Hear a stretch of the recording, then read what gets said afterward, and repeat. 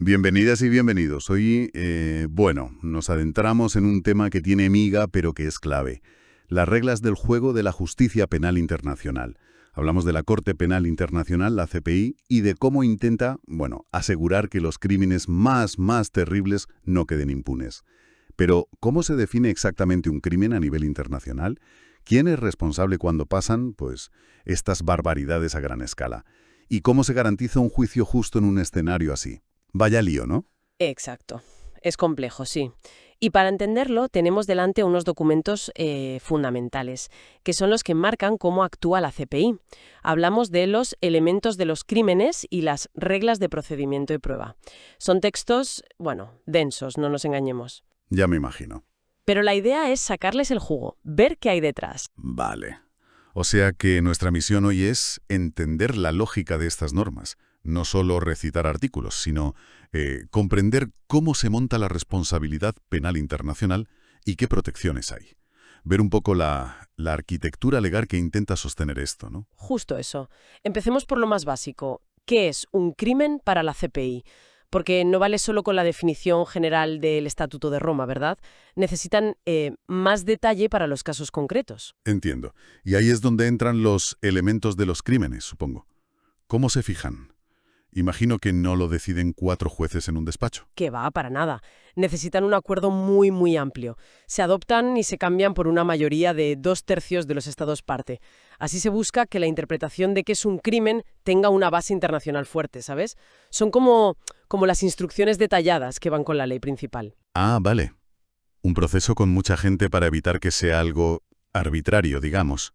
Y una vez que están definidos, ¿qué principios básicos hay para aplicarlos? He visto por ahí palabras en latín que suenan importantes. Y lo son. Vaya que sí.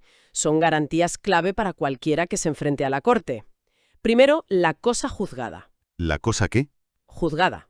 Significa que si la CPI ya te ha juzgado por algo, condenado o absuelto, no puede volver a hacerlo por lo mismo. Y tampoco si te juzgó otro tribunal y la CPI considera que fue un juicio de verdad. Ah, claro, que no te puedan juzgar 2 veces por lo mismo. Lógico. Eso es, para evitar la persecución sin fin. ¿Qué más? Pues un pilar de cualquier sistema justo. Nullum crimen sine lege. No hay crimen sin ley previa.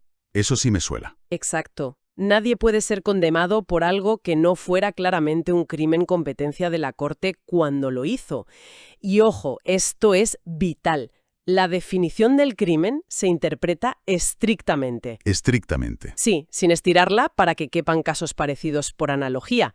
Si hay dudas sobre si algo encaja o no, siempre a favor del acusado. Fundamental para la seguridad jurídica, claro. Saber a qué te enfrentas. Impide que se inventen delitos después de los hechos. Justo eso. Y pegado a esto va el nulla poena sine legi. No hay pena sin ley. Solo te pueden poner una pena que ya estuviera prevista en el estatuto. Y solo si te condenan. Y por último, la irretroactividad. La ley penal no va hacia atrás. Nadie es responsable por actos hechos antes de que el estatuto existiera o entrara en vigor. Y si la ley cambia antes de la sentencia final, se te aplica la que sea mejor para ti. Son los cimientos, para que la justicia sea predecible y no un capricho. Garantías esenciales, sí. Ahora, una pregunta. ¿De dónde saca la Corte el derecho que usa? ¿Solo su estatuto y estas reglas de las que hablamos? Pues mira, hay una jerarquía, un orden. Lo primero, lo suyo. El estatuto, los elementos de los crímenes y las reglas de procedimiento. Eso manda.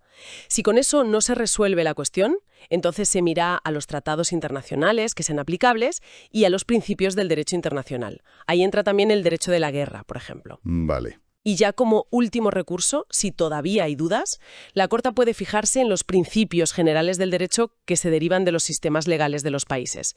Pero, cuidado, siempre que esos principios no vayan en contra del estatuto o del derecho internacional. Es para asegurar que todo sea coherente, ¿entiendes? Entendido. Una especie de cascada de fuentes. Hablemos ahora de a quién se juzga. Esto me parece central. La CPI juzga a países, a grupos armados. No. Juzga a personas, individuos, gente con nombre y apellidos. La responsabilidad penal ante la CPI es individual, personalísima. Podríamos decir que el lema es: las organizaciones no delinquen, delinquen las personas que están dentro. Vale. Y cuando decimos cometer un crimen, ¿es solo quien dispara, por así decirlo? ¿Quien ejecuta directamente? No, no, qué va. El concepto de responsabilidad es mucho más amplio. Piensa que estos crímenes suelen ser cosa de grupos organizados, de estructuras complejas. Eres responsable si cometes el crimen tú solo, o con otros, o incluso si lo cometes a través de otra persona. Imagina que le das una orden a alguien que a lo mejor ni sabe bien lo que está haciendo. Ah, mira. Pero también si ordenas que se cometa, si lo propones, si incitas a ello, o si eres cómplice, si ayudas después a taparlo, o si colaboras de forma importante, dando medios, por ejemplo. Incluso se contempla la responsabilidad si contribuyes a que un grupo cometa un crimen con un objetivo común. Aunque tu parte sea pequeña, si sabías la intención criminal del grupo, también puedes ser responsable. Uf, es una red bastante tupida, ¿no? Intenta que nadie pueda decir, ah, yo solo cumplía órdenes o yo solo era una pieza pequeña. Y esto nos lleva a un punto que siempre genera debate. ¿Qué pasa con los de arriba? ¿Presidentes, generales, ministros? ¿Tienen alguna protección especial por su cargo? Estatuto de Roma, algo que lo diferencia mucho de cómo funcionaban las cosas antes. La regla es clara y directa: improcedencia del cargo oficial. Ser jefe de Estado, de gobierno, diputado, lo que sea, tu cargo oficial nunca te libra de responsabilidad penal ante la CPI. O sea que la inmunidad que igual tienen en su país o para otros asuntos internacionales, aquí no sirve. No es un escudo. No sirve de nada ante la CPI, exacto. Y no solo eso, el cargo tampoco es por sí mismo una razón para que te bajen la pena. Es un mensaje muy potente. Nadie está por encima de la ley cuando hablamos de estos crímenes tan graves. Choca frontalmente con la idea clásica de soberanía y de que los líderes son intocables, no. Totalmente. Es un cambio de paradigma brutal. Un cambio enorme, sí. Y hay reglas específicas sobre la responsabilidad de los jefes por lo que hacen sus subordinados. Estoy pensando en un general y sus soldados cometiendo atrocidades. Sí, sí la hay. Es la llamada responsabilidad del superior. Y es clave para poder juzgar crímenes cometidos dentro de jerarquías militares o civiles. Hay reglas específicas. Un jefe militar o alguien que actúe como tal es responsable por los crímenes de las fuerzas a su mando si sabía, o si debía haber sabido por las circunstancias que se estaban cometiendo o se iban a cometer. Ajá. Y además, si no tomó todas las medidas necesarias y razonables que tenía a su alcance para impedirlos o para reprimirlos o al menos para denunciarlos a las autoridades. O sea, que no vale hacerse el sueco o mirar para otro lado si había señales claras. Tienen un deber de controlar. Y para los jefes civiles, políticos, por ejemplo. La lógica es parecida, pero con algunos matices. Un superior civil es responsable por los crímenes de sus subordinados si sabía o si ignoró a propósito información clara de que los estaban cometiendo. También si esos crímenes tenían que ver con actividades que estaban bajo su control real. Y de nuevo, si no tomó las medidas necesarias y razonables para prevenirlos, reprimirlos o denunciarlos. En los dos casos, es una responsabilidad por no hacer lo que debías, por no ejercer el control debido. Queda claro. La cadena de mando no disuelve la responsabilidad, sino que la puede crear. Vale. Ahora, para ser responsable, ¿basta con que pase lo que está prohibido? ¿O la Corte tiene que probar que había una intención, un estado mental concreto? Buena pregunta. Salvo que para un crimen específico se diga otra cosa, sí, se necesita probar el elemento mental, lo que en derecho se llama dolo. El estatuto dice que, por regla general, la conducta criminal tiene que hacerse con intención y conocimiento. ¿Y eso qué quiere decir en cristiano? Pues intención es que te propones hacer la conducta, por ejemplo, disparar, o que buscas la consecuencia, por ejemplo, matar. Y conocimiento es que eres consciente de que existe una circunstancia, por ejemplo, que la persona a la que disparas es un civil, o de que una consecuencia va a ocurrir casi seguro si haces algo. Por ejemplo, sabes que si bombardeas esa zona llena de gente, morirán civiles. Vale. Básicamente, la Corte tiene que probar que la persona sabía lo que hacía y quería el resultado, o como poco, sabía que era una consecuencia prácticamente segura. No se castigan los accidentes o la negligencia simple, en principio. Es un listón alto, ¿eh? Probar lo que alguien tenía en la cabeza. Complicado. Bueno, y hay casos en los que alguien hace el acto físico del crimen, pero no es responsable penalmente. Hay excusas, defensas válidas. Sí, el estatuto prevé algunas circunstancias muy concretas que quitan la responsabilidad penal, pero se interpretan de forma muy estricta. No son un coladelo, ¿eh? A ver. Por ejemplo, si sufres una enfermedad o una deficiencia mental grave que te impide entender que lo que haces es ilegal o que te impide controlar tu conducta. También un estado de intoxicación por alcohol o drogas que te quite esa capacidad.